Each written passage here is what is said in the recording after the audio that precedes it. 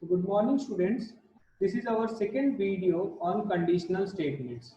You can go through our first video if you have not gone through the video. In our previous video, we have discussed about the flow of control and the if statement. In this video, we are going to discuss about the if-else statement as well as the switch statement. So the if-else statement. An else clause is added to the if statement to make it an if-else statement. So in case of if statement, we just have the if clause. In case of if-else statement, we have both if clause as well as else clause. So you can see that in this figure. So this figure gives you how an if-else statement looks like. If the condition is true, so if this condition is true, then statement 1 will be executed, otherwise statement 2, that is this statement will be executed. So if the condition is true, then this if block will be executed, otherwise this else block will be executed. One or other will be executed but not both. So either the if block will be executed or the else block will be executed but not both.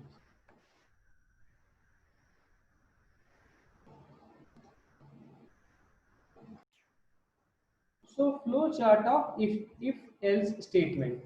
So here you can see the flow chart of if else statement. So we will start, we will check the if condition. If it is true, then if body will be executed. If it is false, then else body will be executed.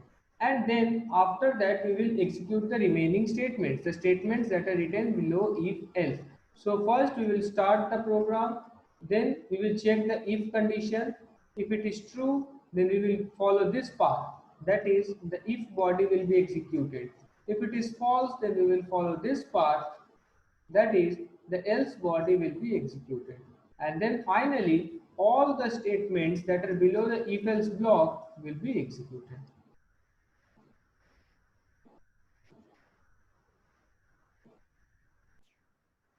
Now this is an example of if else statement.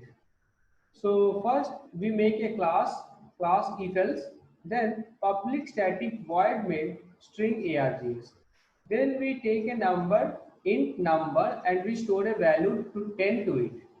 Then we check if number is greater than 0, then we print the number is positive, else we print the number is not positive.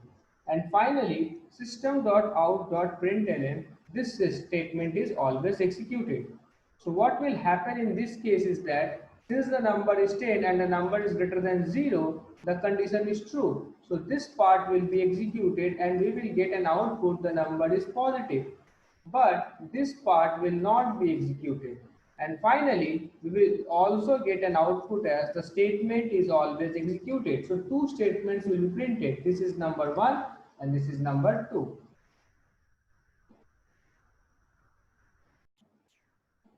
Then the switch statement. The switch statements provide another way to decide which statement to be executed next. The switch statement evaluates an expression, then attempts to match the result to one of the several possible cases. So an expression is evaluated and then we match the value of the expression with some cases. Each case contains a value and a list of statements. So for each case we have a value and a list of statements. The flow of control transfers to the statement associated to the first case value that matches. So we will go through an example and we will understand what these points mean. This is the flow chart of switch statement. So we have switch, in switch we have an expression.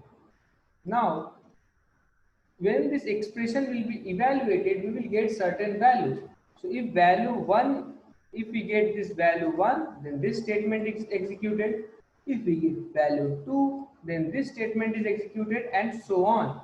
Here switch and case are two reserved words.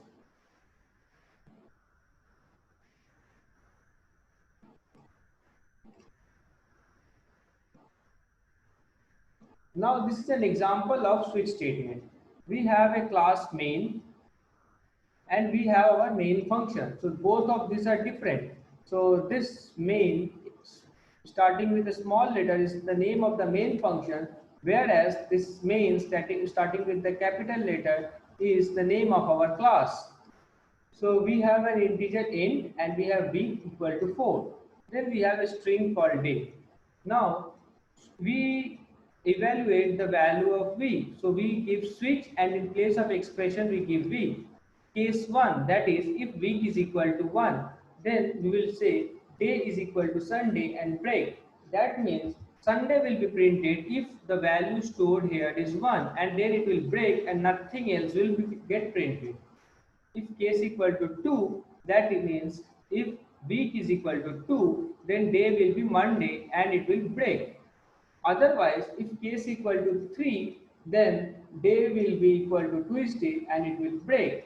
If case equal to 4, as the week is equal to 4, this gets matched. So, day will be equal to Wednesday and it will break. So, Wednesday will be stored in the variable named day.